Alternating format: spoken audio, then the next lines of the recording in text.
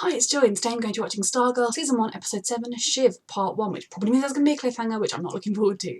And before I start, I just want to say a huge thank you. I have reached 1,000 subscribers, which is crazy to me that even one person has clicked on and thought, yeah, I'll watch our reactions. So yeah, thank you. I hope you keep enjoying my reactions, and if you would like to check out the unedited version of this reaction, please check it out on Patreon, where with the different tiers, you can either sponsor a pilot, sponsor half a series or a small series, or sponsor a whole series.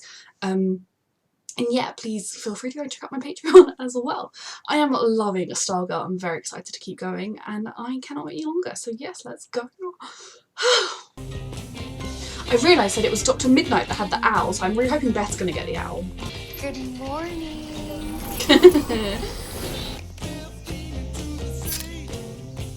Oh, he did the owl man symbol. That's so sweet. They're all doing what they've learned and using it to grow.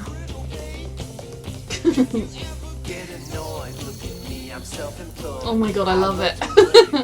Training begins after school. Ooh. Training for what? They need to be more bloody careful. He's going to start noticing that she gets more attention. He's gonna study a bunch of boring old manuals and never even leave. He does need to discuss decisions about Courtney with her mother. I really wish you would have talked to me about this. Yeah, like that fact that her daughter is a superhero. I should have told you. She really should have told her. I feel like I can wake him up. Like I can will it happen. With his powers. I can't leave him. He was horrible to you, but he was still your dad. I understand. He was raising you to be a horrible person. Maybe be nicer without him. Who's my dad? You want to stay with me a while? And she does not. Sure. She very much does not. I do love this little friendship group. I need to see it blossom and grow. The losers being superheroes is everything. I call them losers. I mean, I don't want to be their friend. I love them all. All four of these characters. Yep. And JSA time. Great. Say it louder. Don't say that because she will. After? I can't wait. I love that these little babies literally just decide to walk a few steps down a corridor together for no reason whatsoever. I mean, Yolanda was going in the other direction. I love them all so much. I do feel like this is dangerous, Jordan? just in the sense that she's so career-minded. Thank you for And thinking of me for this. I love that. I support her fully, but this career that she's going into is a supervillain cult, and I'm stressed about that. Thank you, my lady. He's so weird. I need to know more about the janitor. I told you I'm not up for it. He's having super villain slash hero slash power struggles. You want to go to that dance so bad? Go by yourself. Go with someone else. Oh, we are learning more about the janitor. He likes horses a lot. Also, he's still got all his stuff. He's got a sword. Is he like an immortal that's lived since these times, or does he just have that? Hey, wanna be partners? With you? No. Courtney is Anyone both. else knocking down your door? It's just so brave and so kind, and just I love her. Oh god. I still don't like him at the moment, but I think he has the real potential to go to the side of good. Or he's gonna become supervillain and I'm gonna hate him.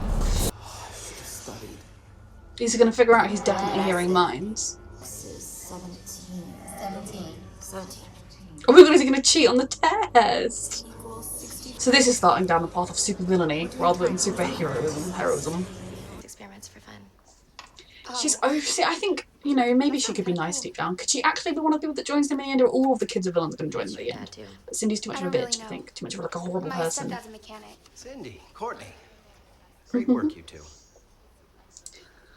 See, like, people like Cindy choose to be horrible. Cindy or Cindy. Oh, it's not Sydney, it's Cindy. Which is even worse than the other kids didn't make it. God, doesn't even shut the door behind her. How wonderful. This is a lovely home. This stepmom is obviously very happy. None of your business. But I do hope it was nice. God, what is the father like? No. See, this I isn't wanted how you to take just out snack, Mom. your anger and your feelings of unhappiness and and wine. your misery. I'm going to tell him how awful you've been to me. God, she's so horrible. This is a messed up. I mean, Blue Valley is a messed up place, but their family is one of the most messed up. She's definitely the most clued in of the villain kids. Maybe the only one that's clued in. Courtney's right. We gotta lay low This until little we're group, I love trained them so and much. ready. Do we suit up? We know how to work together as a team. They don't. Teamwork is what made the original Justice I Society need their of teamwork. I America need them to so become a team. special. I'm so excited for But this. it I might took cry. time for them to be the Injustice Society of America. What has he set up? Oh dear, their faces just fell. Wow. Oh, the stars! I have facial recognition. I'm intrigued about all of the different villain kids because some of them are going to be good, some of them are going to be bad, I Stargirl expect. and her friends. At a history lesson, we'd ask Beth in her goggles. You do need to know Sportsmaster's this partner is stuff. called Tiger. You have no idea the threat that Solomon Grundy presents if they still control him. My point He is, has a bit of an idea. rushing to confront them again is too risky. There are always going to be risks. Yeah, but you can mitigate them by training. I'm ready, don't you think? No. Darn it, Court. This wasn't just for you. You could have saved one of those for me to practice on. Me too. Mm-hmm. I'm a newbie at all this. That was lame. All right, we'll just call it for today. This teamwork thing is going to take time, but I'm here for the long haul. Oh, Courtney. She's going to figure it out. It is always hard to mesh together as a team, I think, especially when they're not, like, best friends yet or anything. Oh, is that her dad? Stepmom, being a teenager. You are a teenager. You can't change that for a few more years. She's going to kill someone. Oh, dear. Oh, dear. I want to be part of the ISA. She's going to be evil for sure. From your mother's death. I was young. Okay, that was a mistake. Because she kill her mother. Oh my god. I gave you power. Probably killed the stepmoms too. Get away from there. Oh, that's what she wants. Don't stop Oh, this is a very interesting dynamic. for one of those kids. Henry? He used to be fun, but now that his dad's in a Yeah, coma, that's why he she doesn't has to look date around. him. Boring. And if they knew who their parents were, at least I'd have someone to talk to. Is she? I mean, it would be All alone. very there. interesting if she did have a character arc that was redemptive unhappy, and became buy a good some person, clothes. but she's very Throw evil. another party. Are my greatest experiment.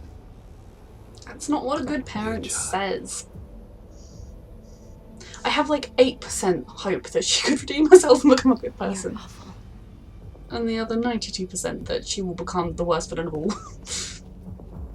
I'm intrigued So though. you're I'm sure glad you we're actually can't- getting like some development beyond the bitchy mean girl with her. You're so thoughtful. Thank you. That was a sweet thing for Mike to do. Thank you, sweetie. What's she gonna do? Don't do anything stupid, sweetie. Nope. I definitely want Cameron to be good because he was sweet and he painted Yolanda's locker. You had trouble asking Mama? Lack competition. See, he seems like a sweet There's an boy, old which man means pursuing that I him. don't want him to go down a dark do? path because that would be sad. They killed him. God, that was not a joke. I first saw I'm intrigued about what Cameron is like. Like, does he have friends at school? Is he yet another loner child? Girl of yours. I'm willing to adopt She's extra also just children waiting for you to ask beyond her. my 4. Don't let anything stop you from trying. In some weird way, I like that Icicle is actually trying to keep his son sweet and pure and good. Obviously, he might destroy the world for him, you know, but it's I'm going to weird be happy. that Icicle has this actual genuine caring side to him with his son. It just doesn't apply to anybody else's children. There are some very interesting dynamics in the show between the characters, and I love it. Nachos, popcorn, a giant foam finger, a funnel cake. Okay, yeah, Mike, I'll go take out a quick loan and then go to the concession stand. Coke and a hot dog. Fine. Because I'm happy with Pat's parenting this episode, and I'm happy with What are you looking at? the principal. Leave her alone, Court. Mike is right there! No one. He's my dad, you know. Yeah, I told you he'd be feeling neglected or replaced. What are you talking about? I mean, I deal with Mike, sweetheart, maybe you... I I've been think through a lot. Mike severely needs counselling. More than you know. Mike. He definitely needs someone to talk to, some kind of counselling. Do you want to go to the homecoming dance with me? What? Yes, I would. I can go talk to Cindy. She and I can hang out some other time. Okay. So yes. That was the most awkward yes ever, but it was a yes. Cameron seems sweet. I don't want him to turn evil. Please don't make him turn evil. But as I was saying about Mike, Mike really seems to need counselling over his, like, or just, I don't know, it's hard. Pat needs to sit him down and say, look, I love you, you're my son. Even if I spend lots of time with Courtney, that's not me replacing you. And I'll teach you to drive when you're older, and I don't know, I feel bad for Mike. But also, like, it's okay if Courtney and Pat were to grow close, and it would be okay if he and Barbara grew close. Maybe we could do it another. Forget it. Well, you know, Forever. Courtney's better off, so... Courtney, be careful, sweetie, if they catch you! Okay, you can pretty much guarantee she's evil. She has a secret compartment in her school. Go back to Pat now. You're the only one I can always count on. I do love the staff, but oh no, Janitor Man is here too. Courtney! There was someone else in the corridor, Courtney. Courtney, sweetheart, you shouldn't go on your own without telling. At the very least, you should tell people where you're going. Like, send Pat a text, like, I'm here. You don't just wander by yourself.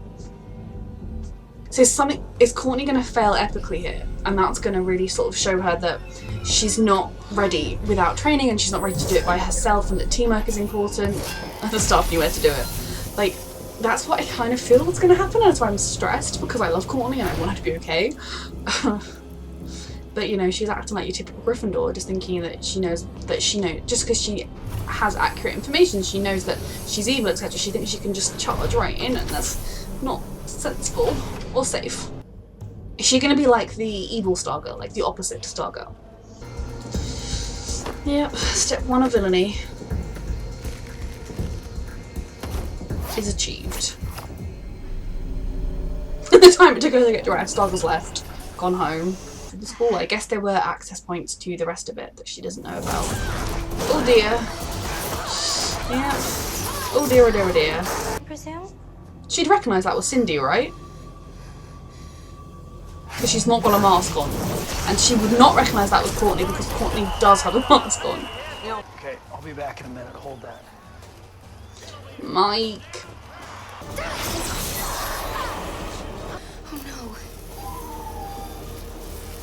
Oh my god, she literally would just burn her face off. I love Courtney because her response to that was, oh no.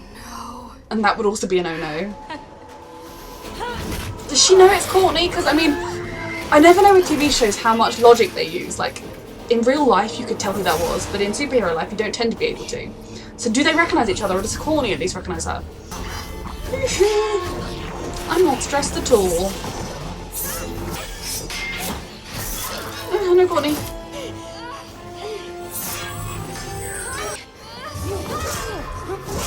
The janitor! He didn't waste time putting his suit on. Oh my god, he's got his sword. I love the janitor. Oh, Court, sweetheart. Until death, it is all life. Also, he is like an immortal then. Oh, the staff. I love the staff. That's awkward. Like, I'm not running towards a magical glowing staff. This is why you've got to tell Barbara. He needs to make contact. We could have an adult on the team. That would be a very useful thing. I knew that something like this was going to happen, so she'd feel like she'd take training seriously and teams seriously, and I just didn't want it to happen. And she was going to get to go to the dance. Don't end. And it was too. Part 1s are never worth it. I mean, that was a really good episode. It was totally worth it, but it wasn't worth the wait. It wasn't. Okay, so I really enjoyed that episode. As always, I love Stargirl, and I really, really love that we finally got to like get a bit of background on Cindy beyond her being the queen bee and the queen bitch. And you know, like when I talk about her potentially becoming good or her potentially being redeemed, I am talking about like down the line, the sort of person she is, the way she treats other people, the things she's done would not be as simple as her being like, hey, I want to be good, for that to be fine. Like she would need to be making like apologies, acting a lot better, and I don't know whether the show will have her go that way, because I think people in her position sometimes can grow out of it, or can reach a point where they realise that who they are is not, they're lashing out of the world rather than, you know, dealing with the problem or etc. They can realise that they are being an awful person, they're pushing everyone away, they're going to be alone or miserable or no one really likes them, etc. And they can maybe make an amends or make a change, or that just becomes who they are. And obviously so far she's suited up and tried to be in the ISA, trying to kill Stargirl to prove that she is worthy of being in the ISA. Now, I don't know what the rest of them would feel about her coming on because she is a child. I mean, as long as their kids are safe, I suppose the rest of them are trying to keep their children relatively safe. I mean, it's interesting because you've got, obviously, Snake Man, I don't know his name, Cindy's dad, who has just made sure that since she was a child, she's been using chemicals, he's enhanced her, like, he has been very bad parent. Like, that is very abusive parenting. it doesn't excuse Courtney being a supervillain if she's Courtney. Sorry, Courtney, you would never be a supervillain. I'm sorry, my love. Cindy being a supervillain if that's where she goes. But, you know, that is like supervillain parenting, what you'd expect, you know, training your child to become a supervillain in the future. Then you have like the magician dude who was kind of, he wanted to stop. He didn't really feel it anymore. He kind of was done. And he was just raising his son to be a magician, but like a lovable, sweet magician. Then you have Artemis, not Athena, right? Artemis's parents. And they have made sure that she is an amazing athlete, you know, that she's a brilliant archer, that that she's beyond capable, like physically, to a freakish amount. Like, I don't think that's healthy parenting, but it's not outright making her be a supervillain because she could just use that to become an Olympic champion or something. Then you got Henry's dad, who was just brainwave, was just toxic, like kind of bullying and abusive in other ways. Like, I don't know to the extent of that, but the few interactions we had were not loving and warm. So kind of just basically being a parent that constantly waiting for his son to show powers, and as though the minute that happened he'd be all loving and everything would be wonderful. So kind of setting very high expectations. Then you have Icicle, who despite being the head of the supervillains is actually trying to raise his son with love and kindness. You know, like in scenes where it's just Icicle and Cameron, you can almost forget that Icicle is evil because he's quite sweet and, you know, like he's a doting father and he takes time to listen to Cameron's problems and try and offer solutions. And okay, sure, he makes jokes about murdering people that we know aren't jokes. That is not good. But he's almost got the best relationship with his son. And I think that's really interesting because, and also, oh yeah, the principal is raising her son to be a musician, whether he likes it or not, I think. But that's obviously just hoping he's going to get fiddler powers. I guess she's kind of similar to some of the others. But in the sense that they're all different in their supervillainy. They're all different in their attitude to being supervillains. They're all different in their attitude to how they're raising their children. They're all different. And that makes them so much more interesting because in the same way that the superhero group are different personalities meshed together, so is the villain group. And, you know, it's quite easy in shows to just have your villains all just be like a team that just is evil. But I like that they're quite rounded and different. And, like, it's weird that there is a small part of Icicle that I like. I still want to see him in prison very quickly. But, you know, there is, like, he has his good qualities. And I don't know what he would do if Cameron were to join the good side. How would he react? How would any of them react to that?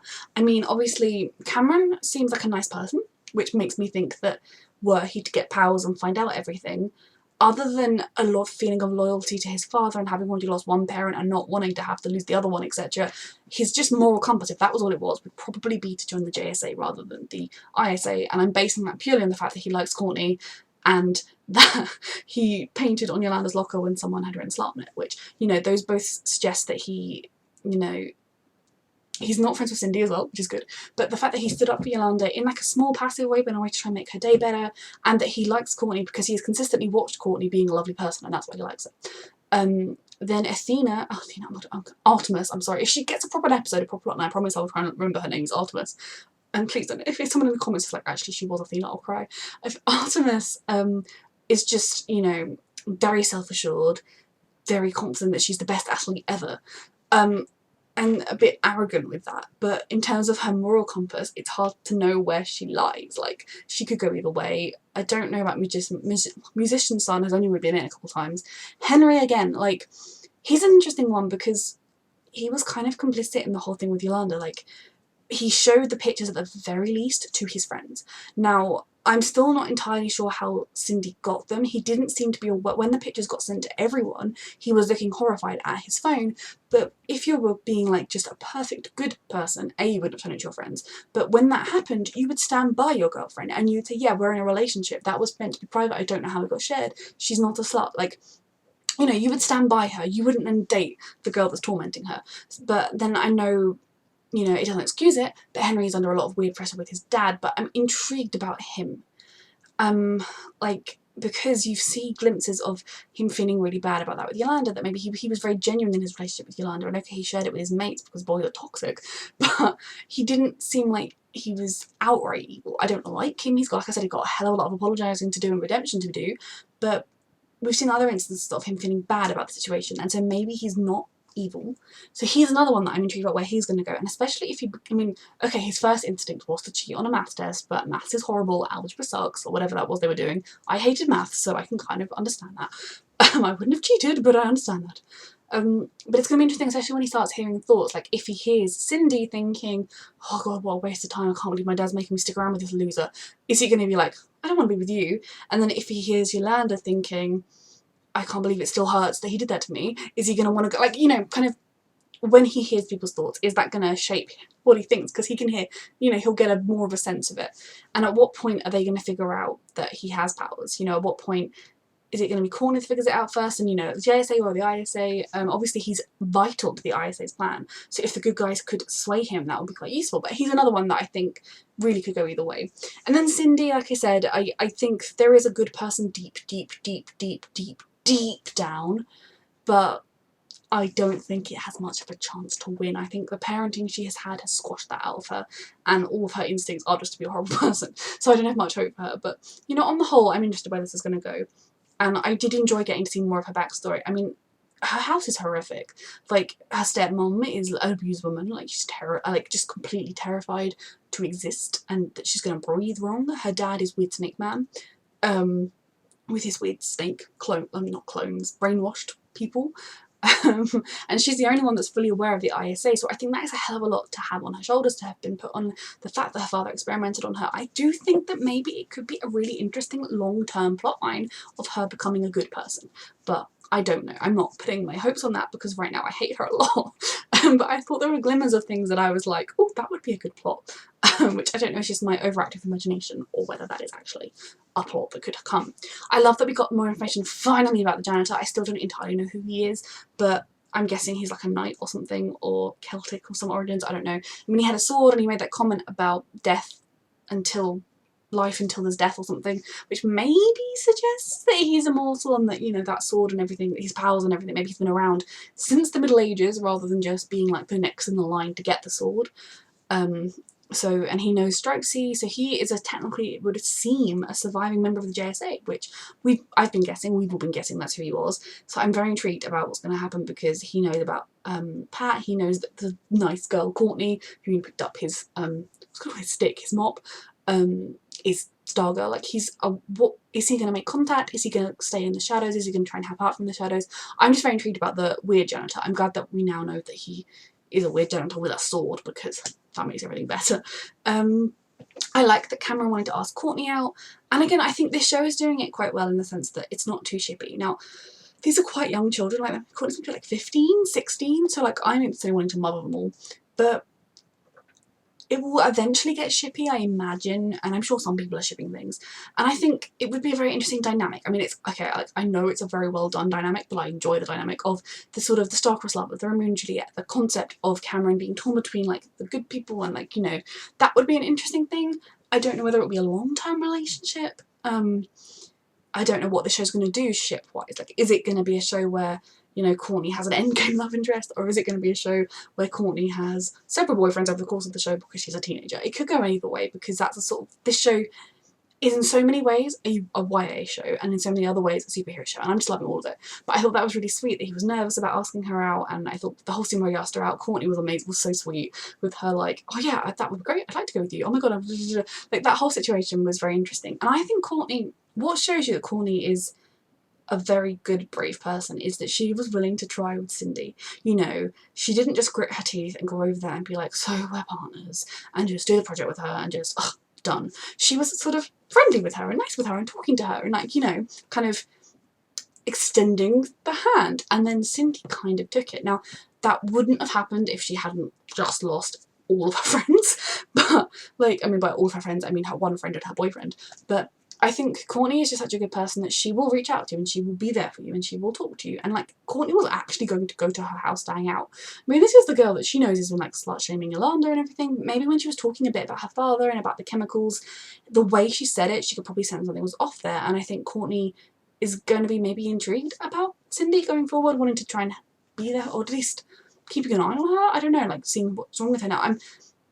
Did Courtney recognise that that was Cindy? Because she didn't have a mask on, her hair wasn't covered, and she has that very distinctive dyed bits of her hair.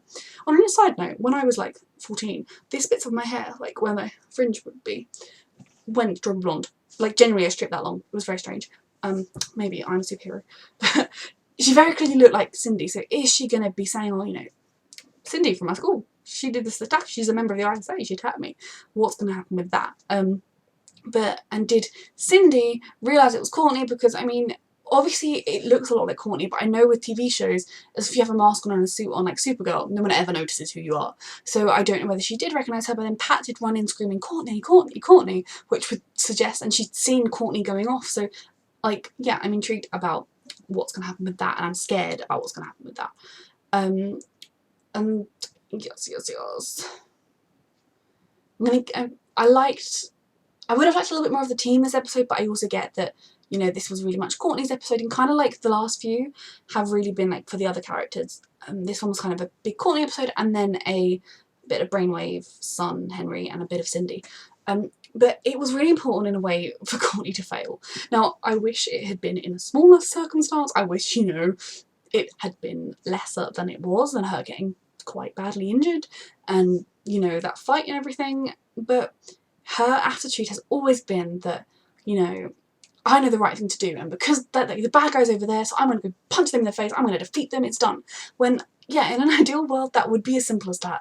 But in the real world, you're going to have to train and practice and plan, and maybe if you do see an option, like, oh my god, I've just, like, you know, we haven't planned for this, but there's a bad guy over there, there's their lair, contact your team, at least tell Pat, call the others in so you're not alone, so other people know where you are. I mean, if she'd been having a fight down in those tunnels somewhere, they would never have found her. I mean, okay, my favourite character of the staff would have led the way, but I mean, it was very much her Gryffindor nature, very much that kind of reckless desire to do good and to prove to Pat that she can do it, and, like, I'm really sad because, like, she had to have that happen, because this episode I was like, oh, that needs to happen, because she's too cocky, too self-confident in herself for someone at the beginning of this journey, and it was painful to watch, and I really hope that, you know, the next episode is going to be okay, and that maybe we'll get some actual training, because she'll be more aware that A, she needs training, B, she needs to plan, and C, she needs her team. I like as well though that the rest of them were like, that wasn't cool Courtney when she destroyed all the stuff, like, they were much more willing to train, even though they were kind of like, this is a bit lame. They were willing to try it, and I didn't like that Courtney was kind of being like, oh, look at me, I can do it already, because I think they're not too maybe impressed with the fact that Courtney seems to think that she's better than them. Now, as she is, in a lot of ways, like, she has had a lot more experience. The staff is very intuitive, she's got her gymnastics training, and she's been on a couple of missions more than them, but she's only really been a superhero for like a week longer than they have, so I can kind of see why they might want all of them to have the same level. And, you know, if you're going to have a team, you can't really act like you're better than them. You need to kind of be one with them, and that is something. Courtney's 15, 16, she's a child, like, I do not blame or hate Courtney for this, I don't think they do either, but I think maybe we're building up for a really great bond that's going to go forward into the rest of it. Then we have Mike. Now, I actually thought this episode, I enjoyed Mike's character more than I have before. I got a comment in my last video telling me that I was a stupid child, a very young teenager who shouldn't be telling people to parent better, but I'm sorry, Pat isn't parenting very well, okay? Like, I can see that. I mean, I think he did a bit better in some circumstances this episode. In some situations, like when Mike wanted to have 6,000 things bought from the concession stand, and he was like, okay, now I'll get you a reasonable amount of stuff. You know, he didn't say nothing, but he, you know, in previous episodes, Mike's been like, I'm going to get this really ridiculous snack out of the cupboard. And then Pat's been like, you shouldn't do that. And Mike's been like, hello, I'm going to. And then Pat's been like, oh, what can you do? That's what frustrates me. But I've been seeing this coming for a while, the concept, the fact that Mike is very aware that Pat is constantly going, where's Courtney? Or you turn around and they're together. You turn around and they've each got weird bumps. Like, something is going, like, just the fact that they're getting so close, and that he would be a bit jealous about that. Now, he is building a relationship with Barbara, which is nice to see. You know, she came to his science fair, they ate the science fair together, he made her the road snacks. But I can see how, especially being a child, you would start to feel jealous. You would start to feel like, why does my dad want to spend more time with her when he doesn't spend any time with me? Because Pat doesn't spend any time with Mike, you know. And again, like in this episode, of course, he had to go and look for Courtney. We all know that. He knows that A, you know, she's quite young to be off running on her own. B, like, she's a superhero who is reckless, and he knows that she's going to be going off, getting herself into dangerous situations, and as we saw, she very clearly needed him. But to Mike, it just seems like, yet again, he was thinking, oh, we get to be together, and sort of being a bit like, you shouldn't bring Courtney if she's not going to watch the game, kind of like, maybe next time it could just be us, you know. And then his dad's like, yeah, sure, son, I'm going to go. But I can totally understand Mike feeling neglected, Mike feeling like his dad likes Courtney more than him. you know, you'd like to think that Pat could sit down with him and say, you know, like, I am building a relationship with Courtney as my stepdaughter, but you are my son and I love you and I would never want to replace you. You know, like, I feel like there's a conversation that maybe should be had, many conversations that should be had with Mike. And I don't know, I still think he could become a supervillain. He'll be a Cindy, he'll be like, I had a sad childhood and now I'm a villain. I'm intrigued about what he referenced when he said, you don't know what we've been through together, because that implies, I mean, obviously I guess his mum died, so I think she died. That would be very traumatic for them to get through, but I'm intrigued about that. Like, maybe Pat really fell apart at the time and Mike helped look after him or something, and that could explain his sort of precociousness, or his sort of like, I can handle myself and make decisions for myself, if maybe he was sort of helping to look after Pat a bit. I don't know, but I am intrigued, and like I said, I enjoyed Mike the most I have actually all season this episode, because he was kind of sweet with Barbara, he was parented, and he expressed his opinions and his feelings about things, and yeah, you know, like, it was a bit harsh what he said to Courtney, you know, like, he's not your dad, he's mine, and I'm not your mum. You know, if an adult said that, you would be like, my goodness. Obviously he's a child, so it's not bad in that sense, but I think we're beginning to actually get plot and like development with Mike again, which I'm really enjoying, because it will be more hopefully than just Pat awkwardly neglecting him and being a bad parent. So yeah, this I love this show a lot. I love Courtney and her little team who just started to walk down corridors for no reason together. I am excited hopefully next episode to see a bit more of the rest of the team, and yeah, I'm just loving this show. I can't believe we've got like 6 episodes left. That's sad. I'm over halfway. So yeah, this has been a brilliant show. Thank you so much for watching. If you want to watch the unedited reaction, please check out my Patreon. Thank you for watching.